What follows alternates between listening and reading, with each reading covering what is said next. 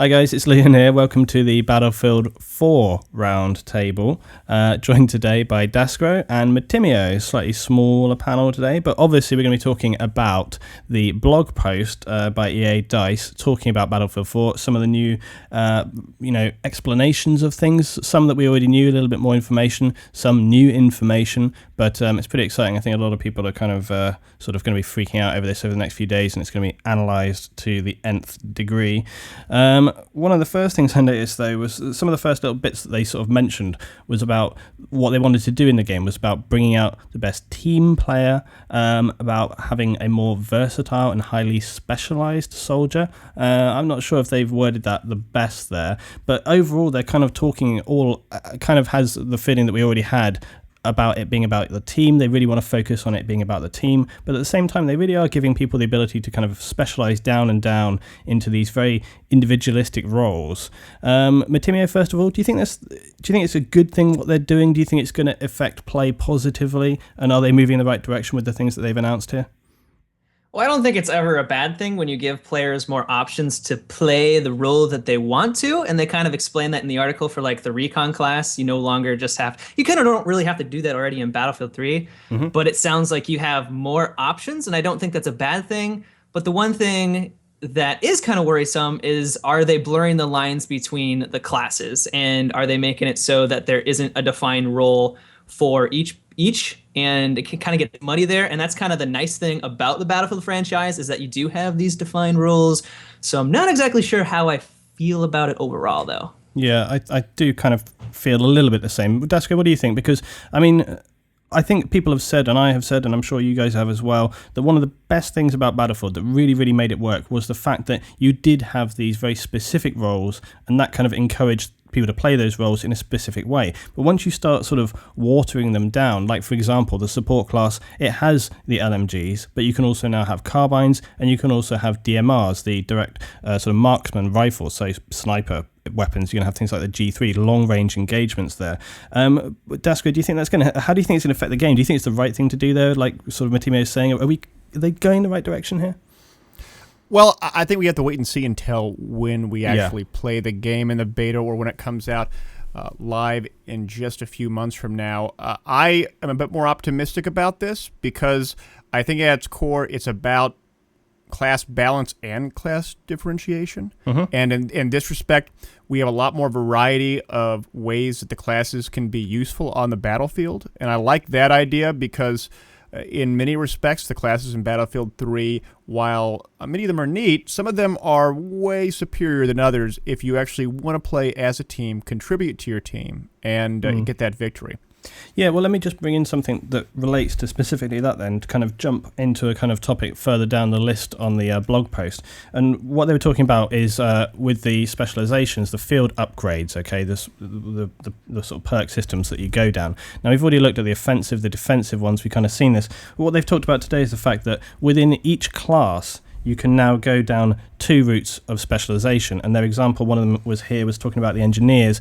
And so you have your offensive tree, you have your defensive tree, but then you can also go into being a specialized repair specialist there, but you can also be an anti-tank specialist. So I think that's what you're talking about there, that what they're doing is making each class kind of even more specialized. You can be like an elite repairist, or you can be an elite sort of anti-tank, or you can just go down the standard offensive defensive role. So you're still sort of sitting within that kind of, your class will probably play out similar to how it does now in Battlefield 3. And Matimi, do you think that's a great thing? Do you think it's going to be an exciting sort of new way to go? It's definitely going to give people a lot more options as to how they want to play, whether they want to go down one specific path and play like a really over-specialized role.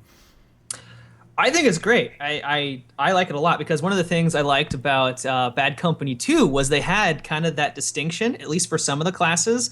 Like if you wanted to play the medic, like you could be full on Rambo and use the LMGs and just mow everyone down. You could get like, Magnum ammo and a couple other things to make your weapons just amazing. But then if you actually wanted to play more of a support role, you could have an increased radius on your med pack, or it would heal people faster. And that was one thing I really enjoyed about Bad Company 2, and was a little disappointed that it wasn't in Battlefield 3, and it looks like that's the direction they're heading. So I think it's a good thing. I do like that direction. I think one thing that it will do is it means that as a squad, and let's not forget you now have 5-man squads. So again, the fact that they increase the customization and the specialization, and the fact, coupled with the fact that you have a 5-man squad, means that you're really going to be able to build a very specific squad on exactly what you want to do. And people that are playing together as a squad rather than just randomly pubbing sort of individually, I think they're really going to be able to get the most that they can out of the ability that they can really over specialize. Daskro, let me bring you in about sort of competitive. What do these specialization changes that they're talking about here mean for competitive play? I mean, also the fact that we're going to have 5-man squads. So again, you're going to be able to see a little bit of a difference there. It surely has quite big implications there, doesn't it? It certainly does, both for competitive and for more casual players. And it's because of this one reason. It's because that all of these paths that you can take, there are a total of 10 in total. You won't be able to achieve those paths if you're playing in a squad that is dying a lot. Because once that squad gets wiped, it's not going to reset the entire thing. Initially, I had thought and was told that at E3, but in the language that we see within the Battlefield blog post, that you will get a penalty. You will go back down a certain amount within that bro bar experience, whatever it may be. Yeah, the bro bar. And a tier down, maybe a half a tier down, whatever it may be. But I think that for some players who are not used to playing with their friends or their buddies and are just used to more going Rambo, they may find themselves at a slight disadvantage going against other players who may have, for instance, the armor perk, reducing the incoming damage that you get to your chest, or I like this one because this is a throwback from Battlefield 2. Medical unit. Occupied vehicles will slowly heal nearby soldiers. That was certainly the case within the BF2 when you had a medic within your vehicle.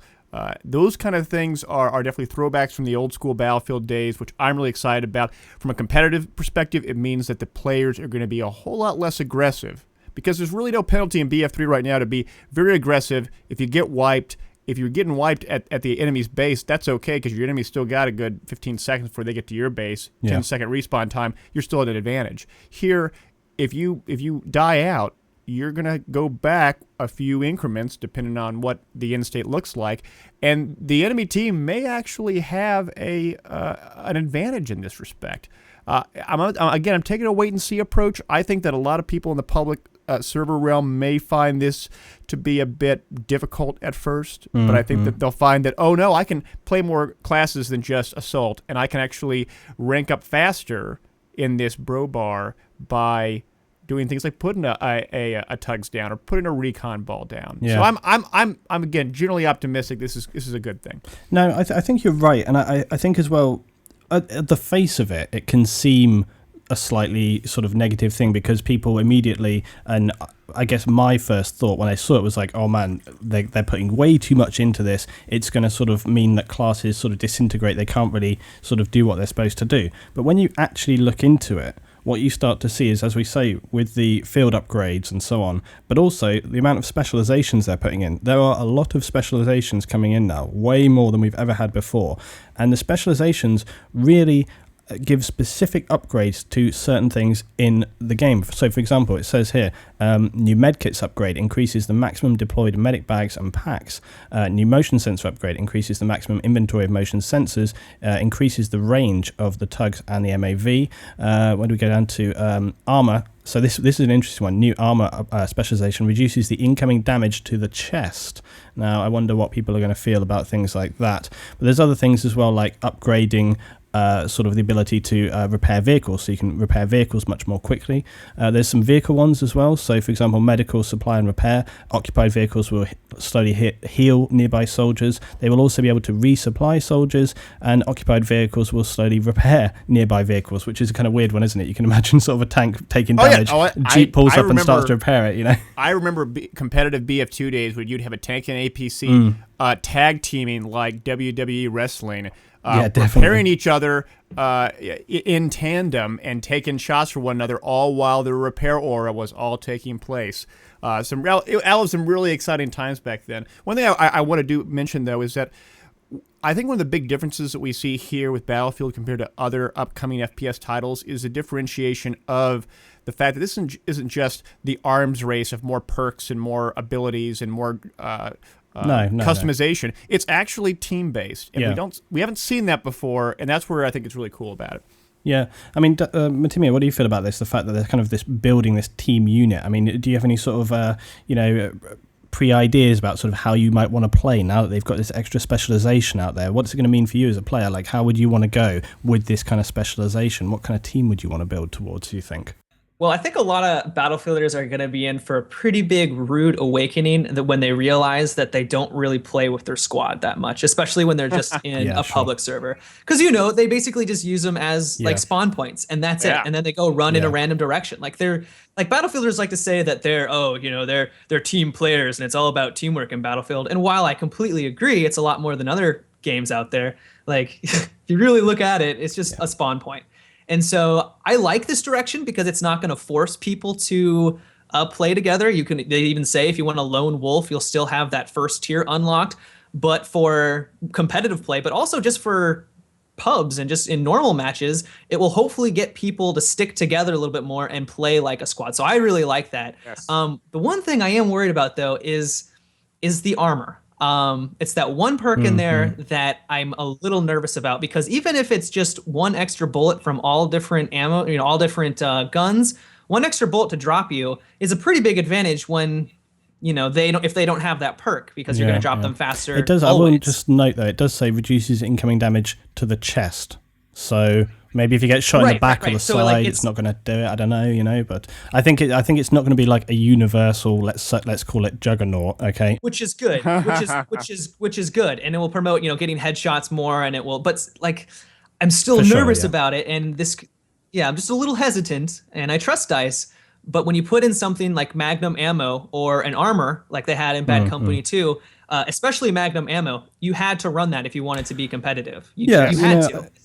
And so this is kind of the same thing, maybe a reduced version of it, but that's why I'm a little hesitant when I saw that. I think that's fair enough, and I think that in all honesty, there's a lot of things to be nervous about with Battlefield 4.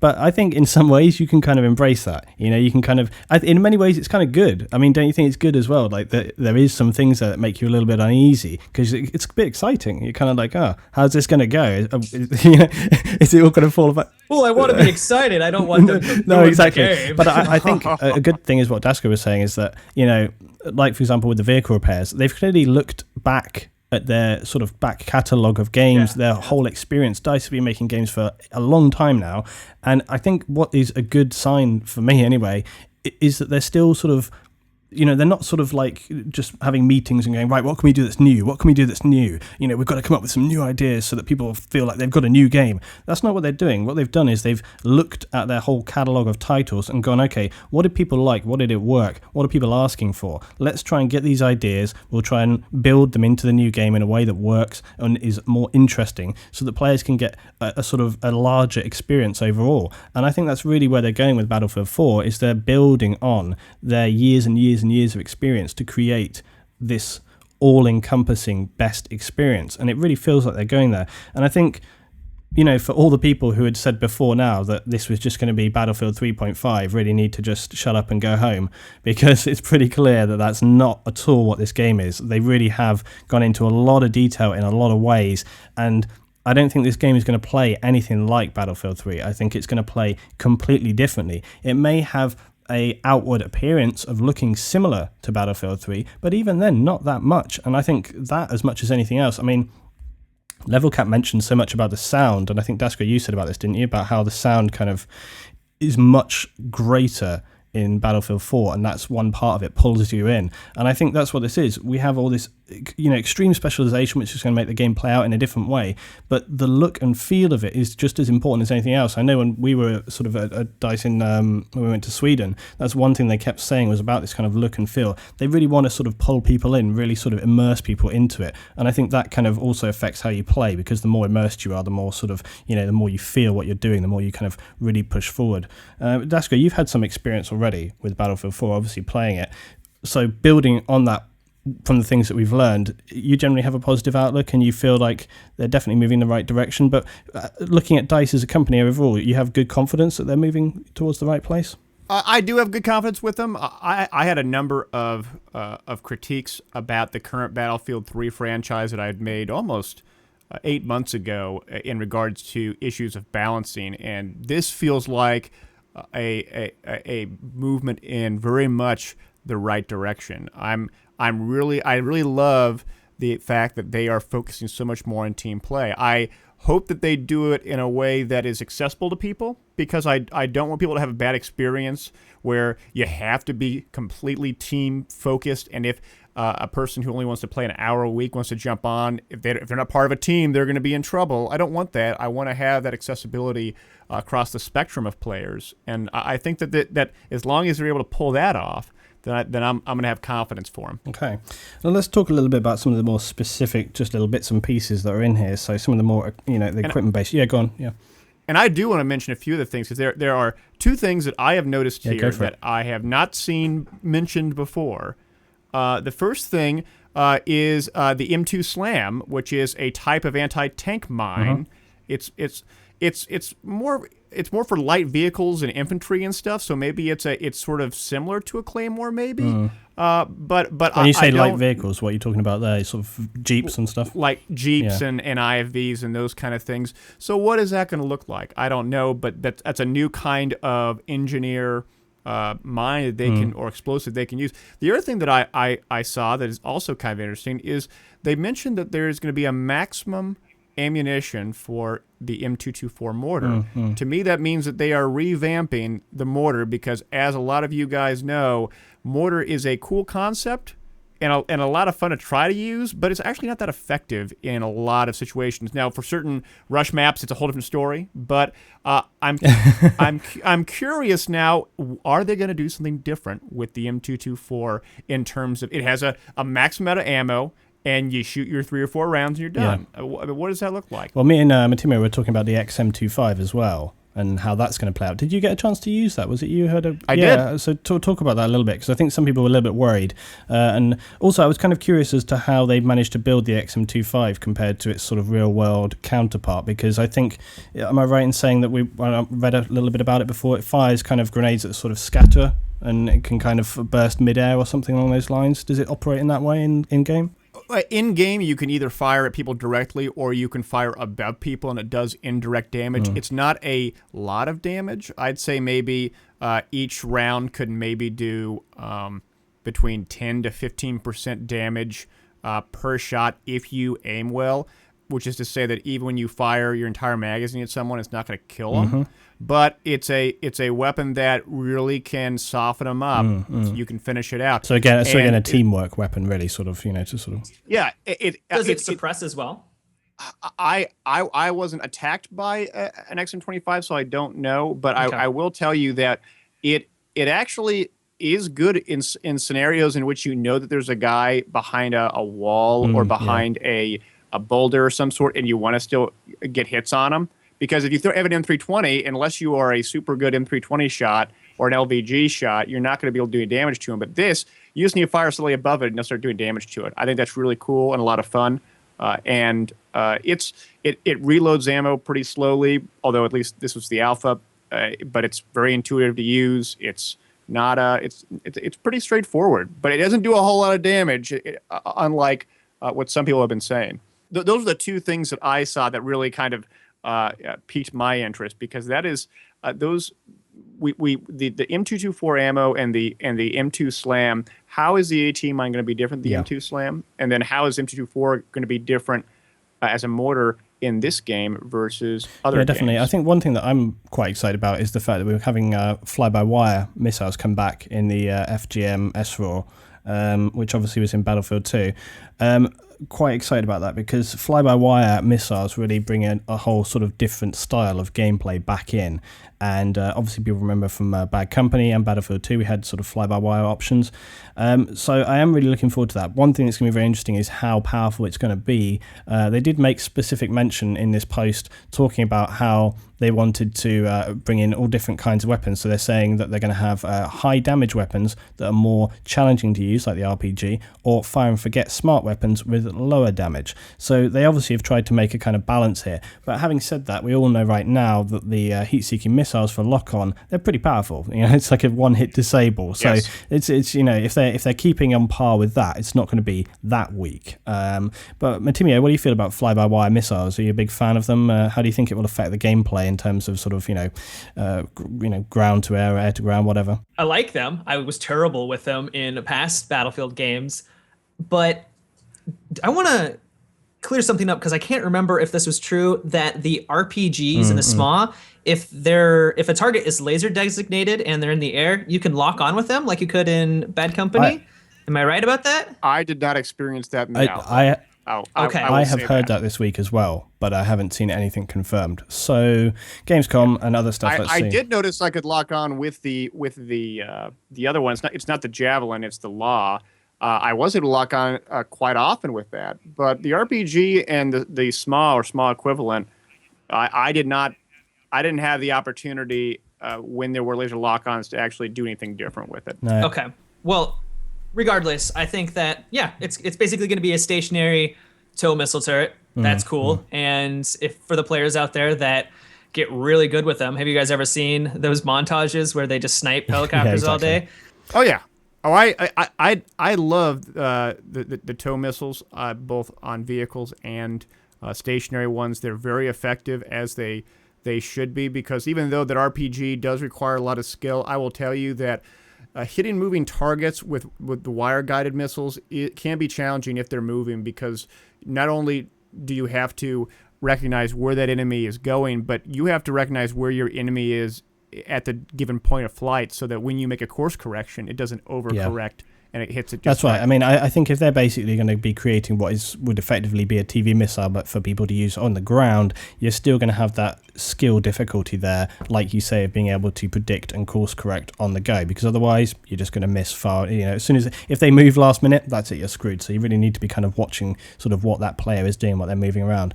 There's some other bits and pieces they're bringing back in, or bringing in rather, I should say, the portable laser designator for snipers. So it's basically like a SOFLAM but on the go. So I do think that's going to be pretty powerful. I think, you know, they say that the trade-off is that you can't just deploy it and have it auto designate targets. Well, you know, good. That's fine by me. You know, it's fine, but I think it just adds in. I think what they've, you know, like we're saying, what they've tried to do is they've tried to make people sort of look at the classes and sort of see what else they can do with them.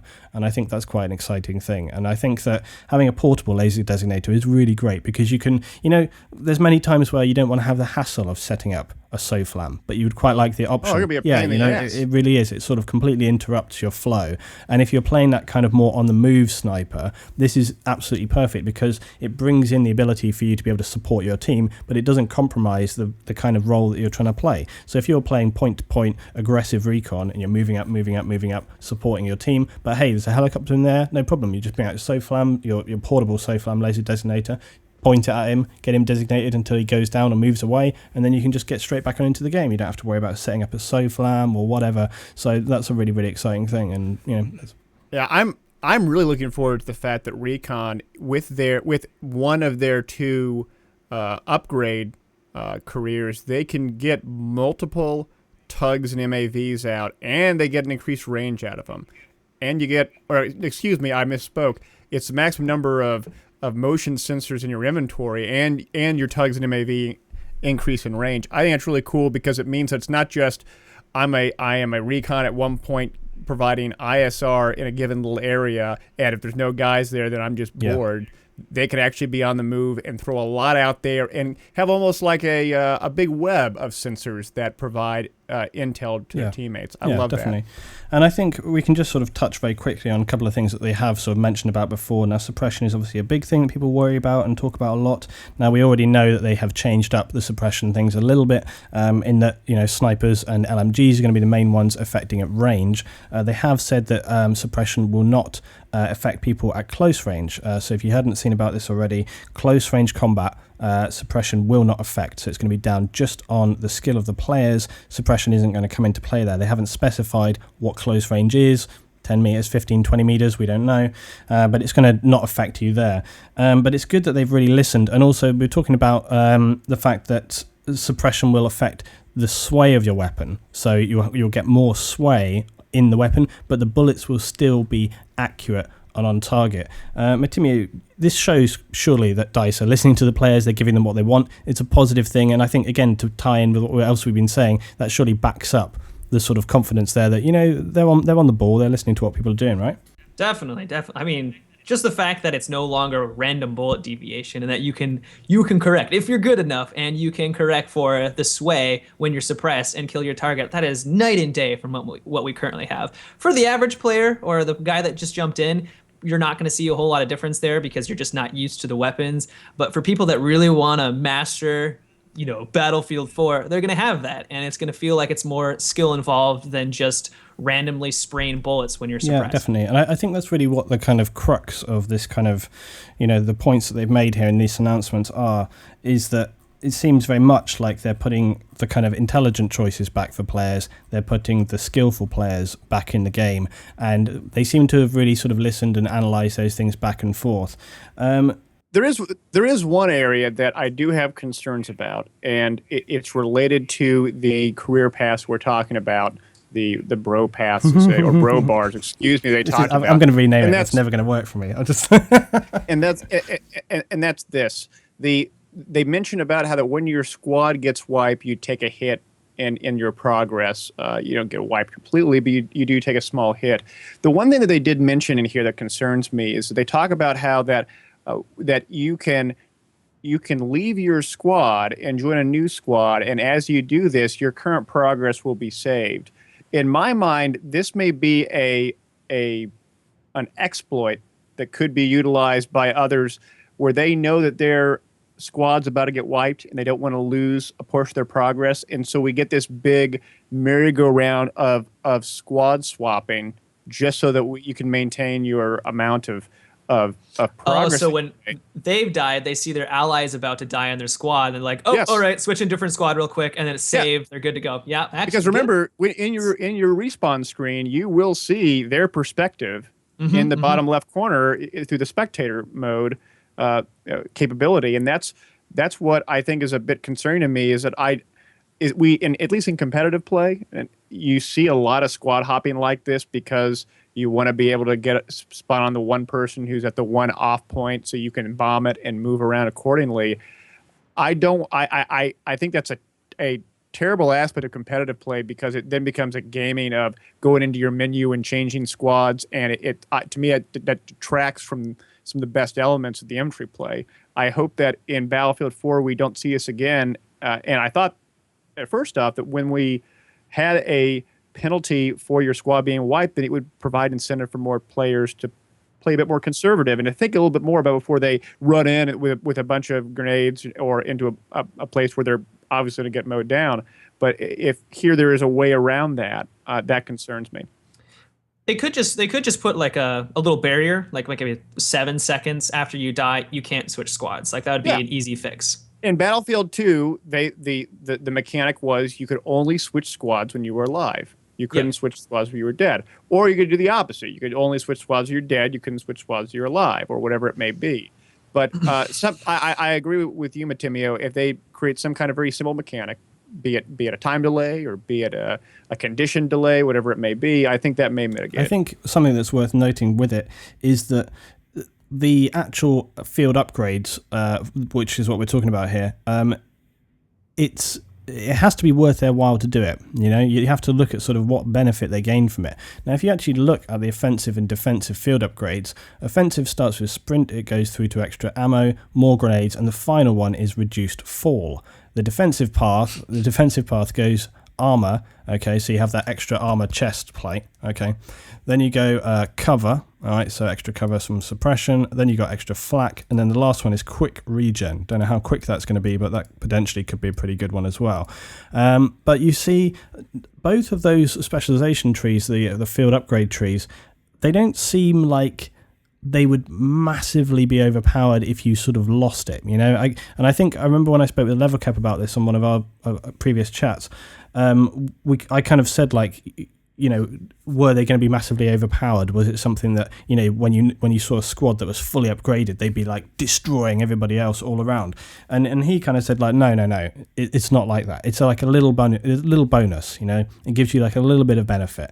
And I think that's the thing here, is the key, is that I don't think I would be too worried about it. In fact, I don't think I'm too worried overall about the field upgrade stuff, in terms of, you know, are some squads going to be at a massive disadvantage compared to a squad which is really playing elite? I think what's going to make what will make the biggest difference is if one squad is really good and one squad is not. You know, that's still going to be the primary thing that really affects people playing, is the player skill. That's really going to be the biggest deal. I don't think you're going to see a squad which is just fully upgraded and just destroying everybody else. And you can see it from the description that they give of the offensive defensive. And then when you go into the other things, it's like extra mechanics or anti-tank soldiers. So yeah, they're going to have like a little bit more specialization there, but again, they're kind of compromising the kind of more general aspects of those upgrades. So I'm not too worried about it in terms of field, you know, jumping between squads, because like you say, you know, it kind of has to be worth their while, you know, to take the trouble to swap squads. I think what you may see, like you've said, Daskro, is that I think, for example, public games, it may be worse, because maybe people feel like, oh man, you know, this squad's really doing bad, I'm just going to jump out. So you end up with a lot of different players all kind of grouped in different places, and it could become a bit chaotic. Maybe it sort of undermines the kind of whole teamwork aspect there. Maybe, you know, you're sort of, maybe it'll make public games a little bit worse if people do get into the habit of this sort of jumping in and out of squads thing. But I don't know. Matimi, you got any further thoughts on it? Well, I think you're right that the specializations aren't going to be this overpowered. Like, if you don't have them, you're going to suck. But that's kind of like how it is in Battlefield 3 already. I mean, you've probably been in a squad where everyone is running ammo, and you still do well as long as you know what you're doing. And I think the same is going to be true for Battlefield 4. But there are some in here that are pretty sexy, like the stealth one, the spot one, the MAV. Like, there are some in here that are going to give you a pretty big advantage. Like, spotting your enemies longer, like, that's a pretty big bonus. And not to be, I think one is you aren't spotted as long. That's also a pretty big bonus. So, I don't know. It'll be kind of hard to say. Yeah, we're all going to have to wait and see. Yes, I think, in retrospect, I think, listening to you guys, that I do have to agree that it may not be that big of a deal. It may be so small in nature that while it may give you a 1 or 2 or 5% impact to whatever variable they're tweaking, it doesn't make up for the fact that if you can't shoot well, don't have good situational awareness, then you're still going to lose. Definitely. And I think as well, just to sort of say one thing, you know, we're talking about things that, like Daskro and Matimio say, you know, the best way to really find out about this is to just wait and see. You know, the beta is going to be here very, very soon. We've also got Gamescom coming up, and there's going to be a ton of stuff there. Everybody's pretty excited, I think, to sort of see what new things they roll out there. They're going to show us some new maps. They're going to show us different things there. So yeah, we'll have to wait and see. But I mean, also, the last thing I'd probably say is to the people that say, you know, stop talking about things that we can just wait and see about, it's just speculation. Well, you know, at the end of the day, you know, we're all in here because we love this game, and talking about this game and thinking about the mechanics of the game and how it's going to work is what really makes it successful. It's what builds the community, and it's what DICE listen to. You know, DICE people watch the videos on YouTube, they listen to the community, they listen to what people say. So when you are having a conversation and having a narrative as a community, they listen, they get involved, they look at what's happening. And at this stage in the game, it's not too late for them to start tweaking and thinking, hey, you know, is this definitely the right way to go, or do we want to maybe sort of tweak this this a little bit to sort of make it work a bit better. And so all of those things are really sort of part and parcel of being a good Battlefield community, and all sort of just getting involved together to sort of make the game the best that it can be, because this game's going to be here for a while. So we want it to be the best that it can be when it finally comes out. Anyway, guys, thanks for joining today. If you've enjoyed this video, drop it a little like. Please look below at Daskro and Matimio's channel. Go give them a little visit. Thanks for joining me today, guys, on the Roundtable. Thank you. Thank you much. And guys, I'll see you next time for some more Battlefield Roundtable. We've obviously got games coming up, much more Battlefield 4 content on the way. Thanks for watching, and I'll see you next time.